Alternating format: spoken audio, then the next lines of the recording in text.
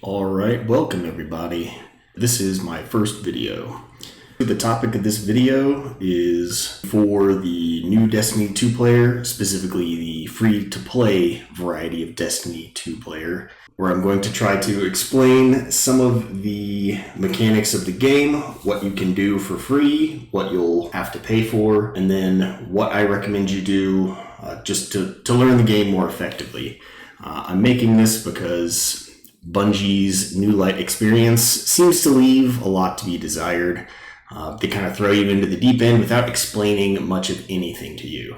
So this first video is going to be free to play and what is free. What can you do? You load up the game, you probably run through the kind of bare bones tutorial portion of it. What can you try? First, I just want to explain that unlike a lot of other free-to-play games, Destiny 2 is not really free to play so much as free to try.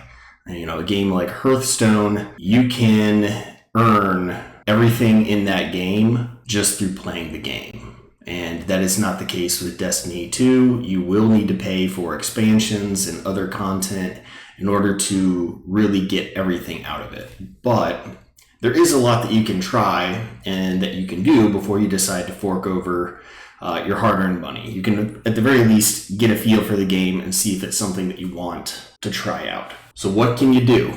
First, let's take a look at the director. This is going to be kind of the main menu where you navigate to things in the game. Basically, every patrol space is free to explore. Patrol spaces are these planets, these nodes over Earth, the Cosmodrome and the EDZ, the Throne World you can visit after you do the first mission in the Witch Queen. You can go to Europa, which is part of the Beyond Light campaign. You can even go to the Pale Heart. There is also the Dreaming City, Nessus, and the Moon. Those are the patrol spaces, and let me load into one and kind of show you what I'm talking about. One of the first ones you'll load into is going to be the Cosmodrome, because that is where the New Light experience takes place. You can click on a node like this. This is a fast travel point, and you just launch, and it'll take you in.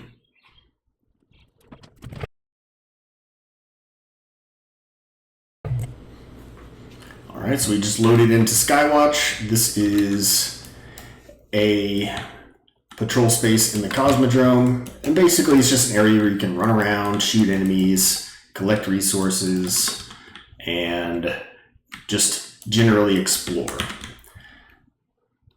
There aren't a whole lot of activities to really do in a lot of patrol spaces. They kind of get old after a while, but if you just want to go and test out some weapons and get used to the game, they're a good place to go. Alright, I'm going to exit out of here because there's just not a lot going on. Just want to give you an idea of the different things you can do in patrol spaces. Within them as well are lost sectors, and lost sectors are basically hidden levels within all patrol spaces marked by this symbol that kind of looks like a rainbow with a dot under the lowest arch. These are where you can farm for different world drop items or exotic armors if you do them on a higher difficulty by yourself. Every patrol space also has public events. These are instanced events that happen on a regular basis, and usually they have some kind of scenario happening where you have to defend something or kill a certain enemy, and usually involves fighting a boss or a mini boss at the end of it. That's something that you're going to run into as you move up in Guardian ranks. One of the requirements is to do X number of public events. As a free-to-play player, you can also do anything in the Vanguard node. That's just going to be Vanguard Ops. Those are strikes. You can also run Nightfalls and sometimes Grandmasters as well, provided that you have the expansion that the Grandmaster is from. Then there is also the Onslaught activity. which was added right before the final shape released, which is basically a horde mode, almost a tower defense, where you're just fighting off wave after wave of progressively more difficult enemies in an attempt to not get overrun, and then you fight a series of bosses.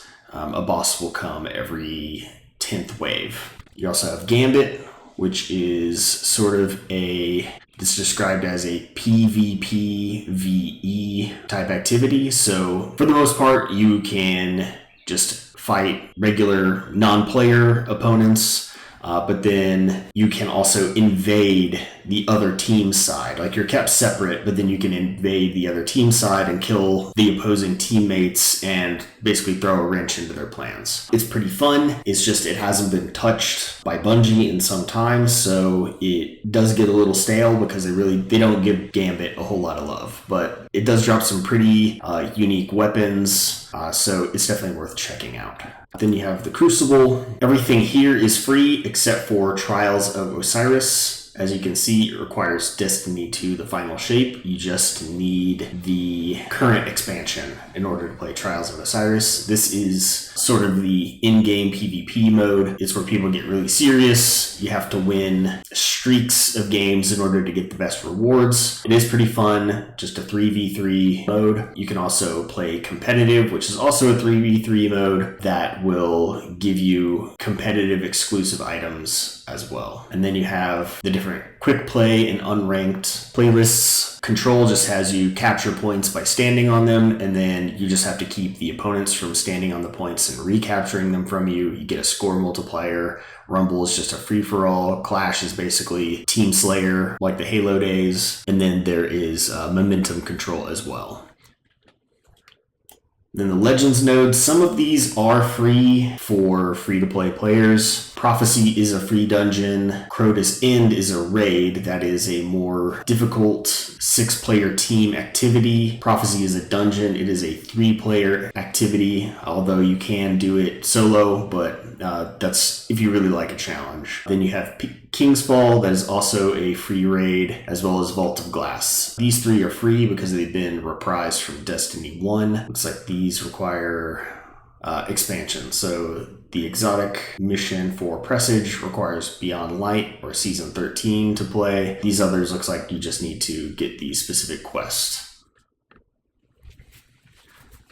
For free-to-play players, you can also play the Dares of Eternity activity. This is sort of a light-hearted 6-player match-made activity where you can jump in and you're sort of in a weird intergalactic game show where you fight a variety of enemy types and run through and do obstacle courses.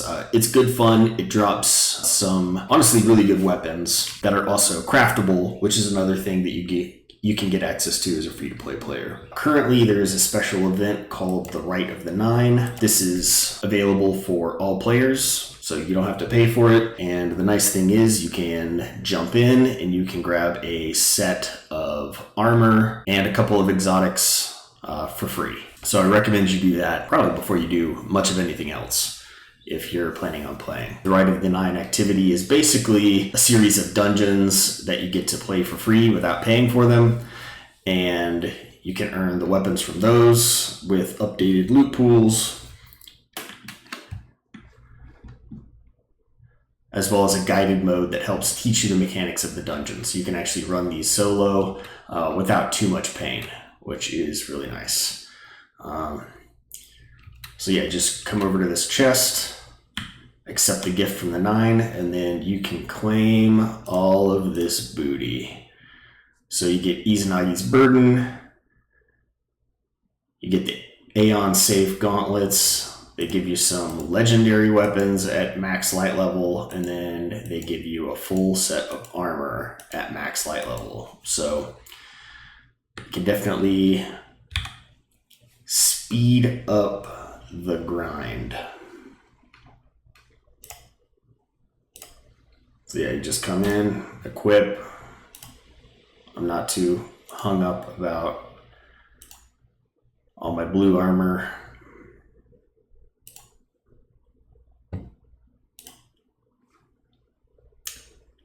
Boom, there we go, styling. I just grabbed some of these weapons. Some of them got sent to the postmaster, so I'll have to go check those out later. But yeah, not too bad.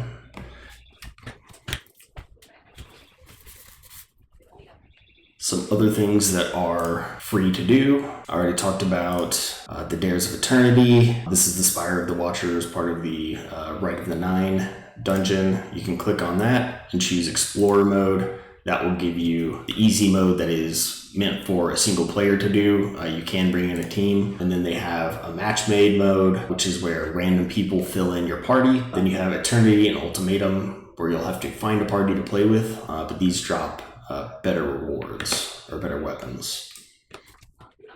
Aside of that, you also have this section here called the timeline, which is kind of tucked away, unfortunately. What you can do here is click on it. It'll bring you in and kind of show you literally the timeline of the game. This is the current expansion, the Final Shape. These are the new ones coming out soon. Here's the Star Wars expansion if you're interested in that. Then you can go to the left and you can take a look at some of the earlier events in Destiny. And so this is the cinematic portion where you can select cinematics and kind of see the intro. Then you can go and look at the Red War. It'll tell you a little bit more about what happened when Destiny 2 first started. Then the next expansion is Curse of Osiris, and then Warmind, and then finally, after Warmind, there is Forsaken. And this is actually a playable mission that you can select. And then you can actually play through a level where it will tell you more about Cayde 6. And then likewise with Shadowkeep, you can get the cinematic for that, and then play a Beyond Light intro mission, as well as a Witch Queen intro mission, and then Lightfall as well. So this just kind of gives you a preview and helps you to kind of catch up and put together the pieces of the story. This will kind of fill you in about the different seasons that happened, because this is a live service game, so the story keeps going year after year. Unfortunately, these seasons aren't accessible anymore, so you can't play them, but that will give you an idea of the high notes of what happened during those seasons. You also get access to the seasonal content. There was a cutscene that I skipped. That was the seasonal content for the current season. Let's see if I can get back to that. So for this current season, you can go to Espial, and that is a level that will kick off the events of the current season and give you the artifact, which I'll get to in a later video.